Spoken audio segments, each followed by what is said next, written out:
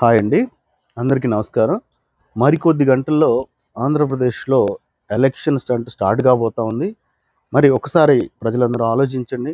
మనం తీసుకునే నిర్ణయం మన రాష్ట్ర అభివృద్ధికి ఎంతగానో దోహదం చేస్తుంది. పరిస్థితుల్ని గమనించండి. ఈ 5 సంవత్సరాల్లో ఏం మేలు జరిగింది ఈ రాష్ట్రానికి? ఏం పరిశ్రమలొచ్చాయి ఈ రాష్ట్రానికి? ఒకసారి ఆలోచించండి.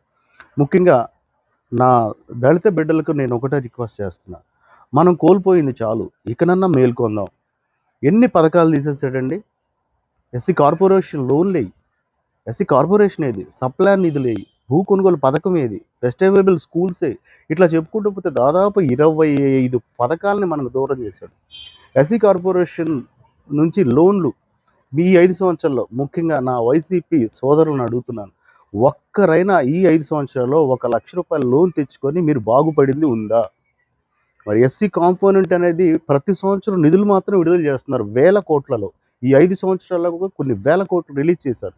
ఇవి కేవలంగా ఎస్సీలు మాత్రమే బాగుపడటానికి, అభివృద్ధి చెందడానికి ఉపయోగపడే డబ్బు.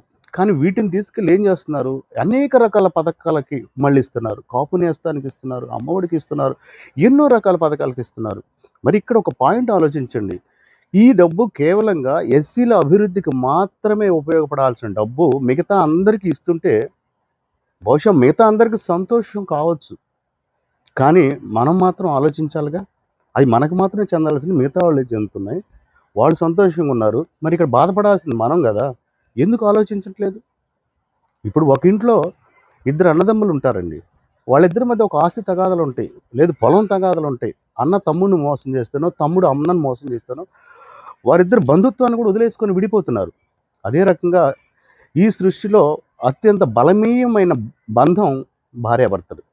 మరి భార్య వల్ల భర్తకో, భర్త వల్ల భార్యకో థ్రెట్ ఉంది, ప్రమాదం ఉంది, ఇంకేదైనా ఇబ్బంది అవుతుందంటే భార్యాభర్తలు కూడా హ్యాపీగా విడాకులు తీసుకొని మరి విడిపోతున్నారు. అటువంటప్పుడు నేను ఒకటే చెప్తున్నా, మరి 5 సంవత్సరాల్లో మనం కోల్పోయింది ఎంత? మన తరం కోల్పోయినా పర్వాలేదు. మన పిల్లల భావి తరాలు బాగుపడాలంటే మనం ఒక మంచి నిర్ణయం తీసుకోవాలి సోదరులారా. మరి ఇక్కడ మహాకూటమి ఏం చెప్తా ఉంది?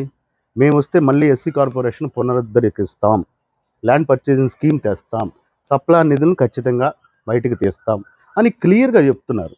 మరి అటువంటప్పుడు మనం మంచి నిర్ణయం తీసుకొని మరి మాటిచ్చిన మహాకూటమికి ఓటేసి మనం గెలిపించుకోవాలని కోరుతున్నాను.